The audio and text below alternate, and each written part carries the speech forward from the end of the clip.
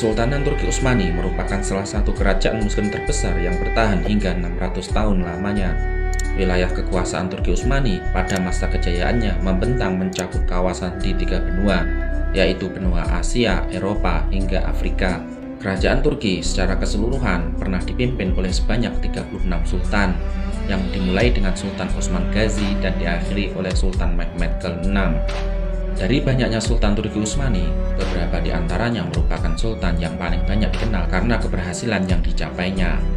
Dan salah satu sultan yang paling terkenal, baik di dunia Islam maupun di dunia Barat, adalah Sultan Mehmed Al-Fatih atau Sultan Mehmed Sang Penakluk.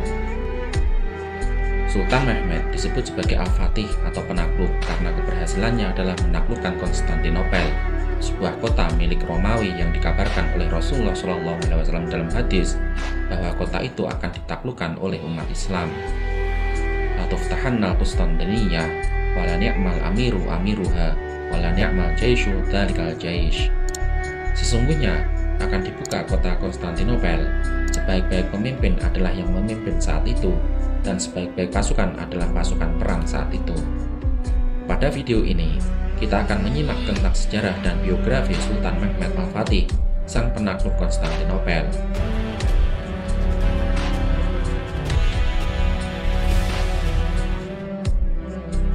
Sultan Mehmed kedua atau yang dikenal sebagai Fatih Sultan Mehmed merupakan raja ke-7 Kesultanan Turki Utsmani. Sultan Mehmed menjabat sebagai Raja Kesultanan Turki Utsmani setelah kematian ayahnya yaitu Sultan Murad kedua dari tahun 1451 hingga tahun 1481 Masehi. Di masa sebelumnya, Sultan Mehmed juga pernah menjabat sebagai sultan untuk menggantikan ayahnya di usia 12 tahun pada masa yang singkat yaitu antara tahun 1444 Masehi hingga tahun 1446 Masehi. Sultan Mehmed lahir pada tahun 1432 Masehi di Edirne, yang saat itu merupakan ibu kota kerajaan Turki Utsmani. Ayahnya adalah Sultan Murad kedua, Sultan Turki Utsmani, sedangkan ibunya bernama Huma Hatun, putri dari Tajeddin Bey, seorang adipati dari Kadipaten Jandarlıoğlu yang terletak di daerah Sinop, Turki. Setelah Mehmed kecil berada di Edirne sampai usia 2 tahun, dia pun dikirim ke daerah Amasya, tempat di mana kakaknya yang bernama Ahmed menjadi pemimpin di sana untuk belajar dalam kepemimpinan. Setelah kakaknya Ahmed itu meninggal, Mehmed pun menggantikan posisi kakaknya menjadi pemimpin pada usia 6 tahun. Sejak kecil, Mehmed termasuk anak yang cerdas sekaligus sosok yang agresif sehingga tidak mudah untuk mendidiknya. Kecerdasan Mehmed muda terbukti salah satunya bahwa dirinya telah menguasai 7 bahasa, yaitu seperti bahasa Latin, Yunani, Italia, Arab, Persia, Serbia, dan termasuk bahasa ibunya yaitu bahasa Turki. Sultan Murad sang ayah mempercayakan pendidikannya kepada Mullah Burhani, seorang ulama yang dikenal alim dan berwibawa saat itu. Dengan kedisiplinan yang baik, Mullah Burhani pun mampu mendidik Mehmed menjadi anak yang berkembang dengan bagus. Pada masa itu, wilayah Turki Utsmani diapit oleh berbagai serangan yang berasal dari wilayah timur dan barat. Di barat, Turki Utsmani banyak bertempur dengan kerajaan-kerajaan Eropa seperti kerajaan Hungaria dan Serbia. Sedangkan di daerah timur, di Anatolia, Turki Utsmani disibukkan dengan perlawanan dari Kadipaten Karamanlis yang dipimpin oleh Ibrahim Bey. Ketika Sultan Murad kembali ke Edirne pada bulan Oktober setelah mengalahkan Raja Karaman Ibrahim Bey di Anatolia pada musim panas tahun 1443 Masehi, Sultan Murad menerima kabar bahwa tentara Kristen yang dipimpin oleh János Hunyadi, Raja Hungaria Ladislas beserta kekuatan Serbia telah mulai menyerang wilayah kerajaan Turki di daerah selatan Danube. Pada saat yang sama, Sultan Murad pun mendapatkan kabar yang pahit tentang kematian putranya yang lain, yaitu Syahzade Ali yang tinggal di Amasya. Dengan kematian saudara-saudaranya, otomatis Mehmed muda menjadi pewaris tahta satu-satunya kelak dari sang ayah, yaitu Sultan Murad. Setelah Sultan Murad berhasil menghentikan serangan tentara Kristen di utara dan melaksanakan negosiasi gencatan senjata dengan mereka pada bulan Desember 1443, Sultan Murad pun memerintahkan pasukannya untuk membawa Mehmed dari Manisa ke Edirne. Sebulan setelah membuat perjanjian dengan Hungaria di Edirne pada bulan Juni tahun 1444, Sultan Murad pun meninggalkan putranya Mehmed sebagai gubernur di Edirne di bawah kendali Wazir Agung Chandarle Khalil Pasha, dan Sultan Murad pun pergi ke Anatolia untuk meredam serangan dari para pasukan Karaman-Olu di sana. Sultan Murad pun datang ke Yenishehir dan membuat kesepakatan perdamaian dengan para pemimpin Karaman-Olu. Setelah selesai, Sultan Murad pun meninggalkan Yenishehir dan mengumumkan kepada pemimpin Janishari, tentara elitnya yang bernama Hazar Agha, dan juga adipati lainnya bahwa ia telah resmi mengundurkan diri dari tahta untuk kemudian digantikan oleh putranya, yaitu Sultan Mehmed. Pada saat itu, Sultan Mehmed masih berumur 12 tahun. Setelah itu, Sultan Murad pun kemudian menetap di Bursa, sementara pasukannya pun kembali ke Edirne. Sultan Murad merasa bahwa di kawasan barat dan timur telah tercipta perjanjian perdamaian, sehingga ia pun bisa tenang sementara dirinya tidak menjadi sultan.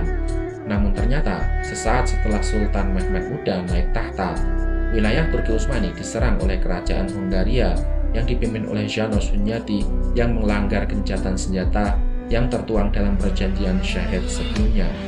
Dalam keadaan seperti itu, Sultan Murad pun kemudian datang dan memimpin pasukan, kemudian mengalahkan pasukan gabungan Hungaria, Polandia, dan Wallachia. Setelah perang itu, Sultan Murad pun kembali ke Manisa dan tetap memberikan tahtanya kepada Sultan Mehmed muda. Namun pada bulan Mei tahun 1446, Sultan Murad pun kembali ke Edirne sekali lagi atas permohonan Wazir Agung Chandarle Khalil Pasha. Hal ini dikarenakan Sultan Mehmed membuat rencana untuk menyerang Konstantinopel, yang mana hal itu dinilai akan melemahkan pasukannya sendiri, mengingat Sultan Mehmed masih terlalu muda dan Konstantinopel masih sangat kuat. Setelah Sultan Murad kembali menjadi sultan, Sultan Mehmed pun pergi ke Manisa untuk menjabat sebagai gubernur di sana. Sultan Murad meninggal pada tanggal 3 Februari tahun 1451. Mehmed pun menerima berita tentang kematian ayahnya dalam sebuah surat yang dikirim oleh Wazir Agung Chandarle Khalil Pasha ke Manisa. Dengan cepat pun Mehmed menaiki kudanya dan berangkat ke Edirne untuk mengklaim tahtanya. Sultan Mehmed naik tahta untuk kedua kalinya di Edirne pada tanggal 19 Februari tahun 1451 pada usia 19 tahun. Setelah berhasil naik tahta, Sultan Mehmed pun melaksanakan rencana pertamanya, yaitu menaklukkan Konstantinopel, sesuatu yang telah ia impikan sejak lama. Konstantinopel merupakan daerah yang sangat istimewa karena kota itu terletak di wilayah yang strategis, yaitu wilayah Eropa dan Asia. Konstantinopel menjadi jalur yang sangat sibuk karena kota itu menghubungkan antara Eropa, Asia, serta jalur laut antara Laut Mediterania, Aegean, dan juga Laut Hitam. Siapapun yang menguasai Konstantinopel, maka ia menguasai dunia. Begitulah pepatah terkenal tentang kota Konstantinopel. Bahkan Napoleon Bonaparte pernah berkata, seandainya dunia itu satu negara, maka ibu kotanya adalah Konstantinopel. Oleh karenanya, banyak raja yang berusaha untuk menaklukkan Konstantinopel, namun semuanya gagal. Kerajaan Romawi Timur tetap jaya dalam benteng Konstantinopel. Sebanyak 28 kali Konstantinopel dikepung oleh para penguasa, namun semuanya gagal. Baik penguasa Muslim maupun non-Muslim, semuanya gagal dalam merebut kota Konstantinopel dari tangan penguasa Bizantium atau Romawi Timur. Dari kaum Muslim sendiri, sejak zaman Muawiyah hingga Abbasiyah, beberapa kali usaha untuk menaklukkan Konstantinopel sudah dilakukan, namun semuanya berakhir dengan kegagalan. Bahkan sebelum Sultan Mehmed Al-Fatih, para pendahulunya termasuk ayahnya sendiri yaitu Sultan Murad II pernah mencoba untuk menaklukkan Konstantinopel, akan tetapi juga berakhir dengan kegagalan. Hal ini dikarenakan Konstantinopel dikelilingi oleh benteng yang kuat yang sulit ditembus oleh peralatan perang saat itu. Posisi Konstantinopel yang berada di pinggir selat pun membuatnya sulit untuk dilakukan pengepungan. Saat daratannya dikepung, Konstantinopel bisa bertahan di dalam benteng dan menunggu bantuan yang datang dari Eropa melalui jalur laut Selat Bosporus. Di sebelah timur Konstantinopel terdapat Tanduk Emas, sebuah muara yang memisahkan daratan Konstantinopel dengan daerah di sebelahnya. Tanduk Emas ini merupakan pintu masuk ke dalam Konstantinopel, namun terdapat rantai besar yang menjadi penghalang bagi kapal musuh untuk memasukinya. Sesaat setelah menjadi raja, Sultan Mehmed pun mulai melangsungkan rencananya untuk menaklukkan Konstantinopel. Di tepi Selat Bosporus bagian Asia telah berdiri benteng Anadolu Hisar yang dibangun oleh Sultan Bayezid I. Maka Sultan Mehmed pun menindaklanjuti dengan membangun benteng Rumeli Hisar yang lebih kokoh di tepi Eropa Bosporus. Pembangunan benteng ini menjadikan kerajaan Turki Utsmani memiliki kendali penuh atas Selat Bosporus, sehingga bisa memutus bantuan yang akan datang menuju ke Konstantinopel melalui laut. Persiapan untuk mengepung Konstantinopel semakin dekat. Sultan Mehmed pun juga telah menyiapkan pasukan Janissary yang melegenda untuk memuluskan penaklukan Konstantinopel. Selain itu, meriam raksasa yang terkenal itu juga telah selesai dibuat untuk bisa segera digunakan dalam pengepungan. Kisah tentang pasukan Janissary dan juga tentang meriam raksasa Al-Fatih ini dapat Anda lihat videonya melalui link di kolom deskripsi. Pada tahun 1453, Sultan Mehmed memulai pengepungan Konstantinopel dengan pasukan yang berjumlah antara 80.000 hingga 200.000 orang. Juga terdapat kereta api artileri dan juga 320 kapal. Pasukan induk berjalan dari Edirne hingga Konstantinopel, dan setelah sampai di sana kemudian dilakukan taktik pengepungan. Sultan Mehmed sebagaimana tradisi Turki Utsmani menawarkan kepada Raja Konstantinopel melalui utusan agar ia mau melepaskan kota Konstantinopel kepadanya. Sebaliknya Sultan Mehmed menjamin keamanan warga Konstantinopel di dalam benteng tersebut. Namun Raja Konstantin menolak tawaran Sultan Mehmed. Dengan penolakan itu, pengepungan dan tembakan meriam pun segera dimulai untuk menembus benteng kota. Hal ini terjadi pada awal April musim semi tahun 1453 Masehi. Armada utama dan meriam raksasa dan juga beragam meriam yang lebih kecil lainnya ditempatkan di depan tembok utama sebelah utara bagian benteng Konstantinopel. Armada kapal ditempatkan di pintu Bosporus dari pantai ke pantai untuk menghadang bantuan yang datang dari Eropa untuk Konstantinopel melalui jalur laut. Pada awalnya, tembok kota dapat menahan pasukan Turki Utsmani, meskipun Sultan Mehmed telah menggunakan meriam terbesar saat itu yang dibuat oleh Orban, seorang ahli meriam berkebangsaan Hungaria. Tembakan demi tembakan siang dan malam dilakukan untuk menembus benteng utama sebelah utara. Namun pertahanan benteng yang begitu kuat membuat Sultan harus memikirkan cara lain untuk bisa menembus benteng itu. Kota Konstantinopel memiliki benteng yang tidak terlalu kuat pada sisi di sebelah timur atau di bagian sisi tanduk emas. Jika kapal dengan meriam bisa masuk ke sana, maka bisa dipastikan tembok itu akan mudah untuk dihancurkan. Namun, pelabuhan tanduk emas dilindungi menggunakan rantai penghadang besar yang hanya bisa dikontrol dari Konstantinopel untuk membukanya. Sultan Mehmed memiliki ide yang brilian. Pada tanggal 22 April, Sultan Mehmed memerintahkan pasukan untuk menarik kapal perangnya ke darat, menaiki bukit di sekitar koloni Genoa di Galata, dan kemudian turun ke tanduk emas. Kurang lebih 80 kapal diangkat dari Bosporus setelah membuka sebuah rute yang jaraknya kurang lebih 1 mil dengan menggunakan kayu.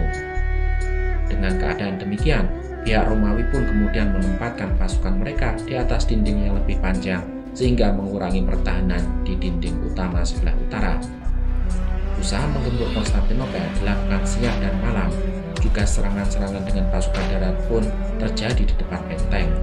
Hingga sekitar sebulan kemudian, benteng berhasil runtuh dan pasukan Turki Utsmani berhasil merasuk ke dalam benteng dan mengalahkan pasukan Bizantium yang totalnya berjumlah sekitar 7.000 pasukan. Konstantinopel pun akhirnya berhasil ditaklukkan oleh pihak Turki Utsmani setelah 57 hari pengepungan. Setelah penaklukan ini, Sultan Mehmed memindahkan ibu kota Utsmani dari Edirne ke Konstantinopel. Penguasa Konstantinopel waktu itu, yaitu Kaisar Konstantinus ke-11 sendiri, meninggal pada hari penaklukan Konstantinopel.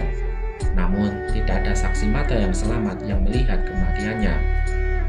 Kisah masyhur yang beredar menyebutkan bahwa Konstantinus meninggalkan jubah kebesarannya dan berperang bersama prajurit yang tersisa sampai meninggal dalam pertempuran. Setelah mengambil alih kepemimpinan Konstantinopel, Sultan Mehmed pun mengubah Hagia Sophia yang semula adalah basilika ortodoks menjadi masjid. Sultan Mehmed juga segera memerintahkan pembangunan ulang kota, termasuk memperbaiki dinding, membangun benteng, juga membangun istana baru. Untuk mendorong kembali orang-orang Yunani dan Genoa yang pergi dari Galata, Sultan Mehmed memerintahkan pengembalian rumah-rumah mereka dan memberikan jaminan keamanan. Setelah Konstantinopel berhasil ditaklukkan, sepanjang hidupnya, Sultan Al-Fatih pun banyak melakukan peperangan dan penaklukan yang lain hingga akhir hayatnya. Pada tahun 1454 hingga 1459, Sultan Mehmed melaksanakan kampanye militer Serbia, juga menguasai Balkan dan Eropa Tengah, dan mengubah tempat-tempat tersebut menjadi wilayah basis kekuatan Utsmani. Kekaisaran Turki Utsmani mengerahkan sejumlah besar tentara dan berakhir dengan banyaknya daerah yang berhasil ditaklukkan.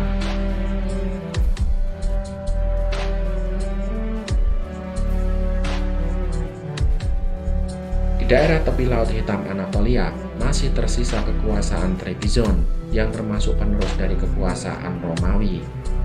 Sultan Mehmed pun membawa pasukan utamanya ke Trebizond untuk mengambil alih kota tersebut pada tahun 1461 Masehi. Sultan Mehmed tiba pada awal bulan Juli dan pertempuran pun segera dimulai. Sultan Mehmed berhasil mengalahkan pasukan Kaisar David dan mengepung kota tersebut lebih dari sebulan. Kaisar David menyerah pada tanggal 15 Agustus tahun 1461 Masehi, sehingga mengakhiri riwayat Kekaisaran Trebizond.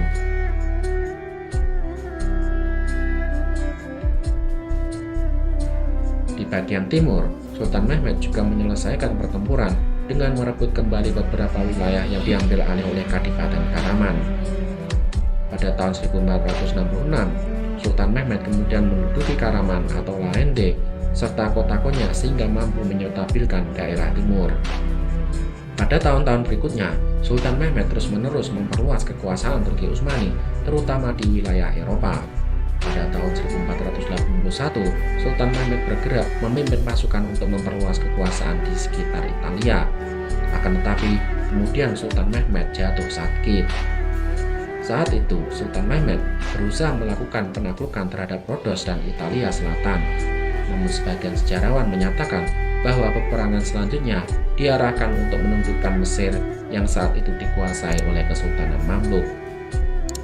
Tujuan menundukkan Mesir ini juga untuk mengambil gelar khalifah yang dipegang oleh keturunan Abbasiyah yang hidup di Mesir dalam perlindungan Mamluk sejak tahun 1261 Masehi.